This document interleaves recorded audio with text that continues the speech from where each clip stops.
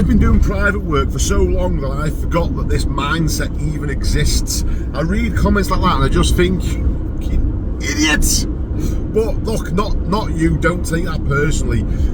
I had the same mindset as well. When I was younger, when I was in my early 20s, I wanted to be the fastest plasterer that had ever walked the earth. It's just the mindset and the mentality of young lads. But this is the trap that they get in on building sites, and it is a trap.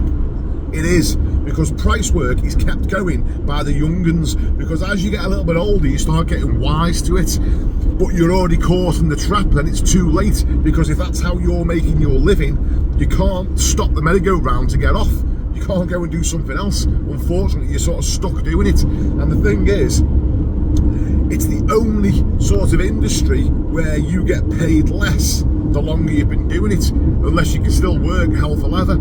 So anywhere else, you know, doesn't matter what industry you go in, manufacturing, you work your way from the bottom to the top, and by the time you're ready to retire, you're on the highest pay. Whereas with plastering, you're on price work, you're getting paid the most when you just come out your time and you're in your early 20s.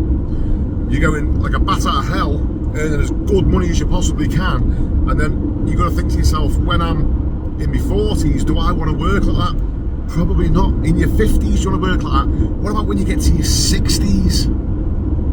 So yeah, it's all good now, saying you can earn a load of money and you can batter it. What do you reckon your the main contractor that you were working for when you were putting on 120 metre ceilings and stuff? Do you think they thought, wow, he's wonderful? No, they were like, good little slave, keep going, because the harder you work, the more holidays I get. That's what the contractors are thinking of you. And all the lads at the bottom, they're all just laughing at the slow guys, thinking, you're shit because you can't keep up with me, I'm the fastest plasterer. It's like, come on, bonehead. How long are you going to be able to maintain that speed for? Now, I could still work fast if I wanted to, but I don't want to. Why the hell do I want to abuse my body to try and make somebody else loads of money? It's far better to be doing private work on your own prices, where you set the price and you can earn as much as you want. Now, not knocking the lads that work on site. I've still got mates that work on site. But what should happen is, everyone should stick together and say the minimum price that we are going to work for is £5 a metre skimming. We should all stick together and say we will not work for less than £5 a metre skimming. But we don't. What happens is you get lads like this that say, well, I can make it pay, so you must be crap because you're not fast enough, you're not as good as me.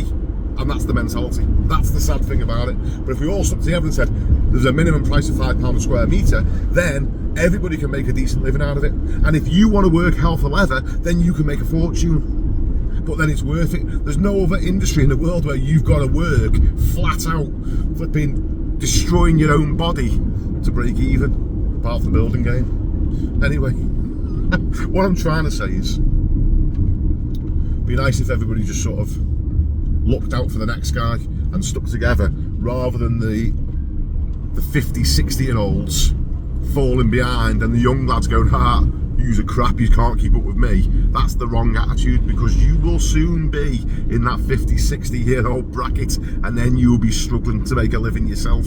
Whereas if we all stuck together and said, no, we ain't doing it, we want X amount of metre, whereas we're not coming to work for you, then things might start to change.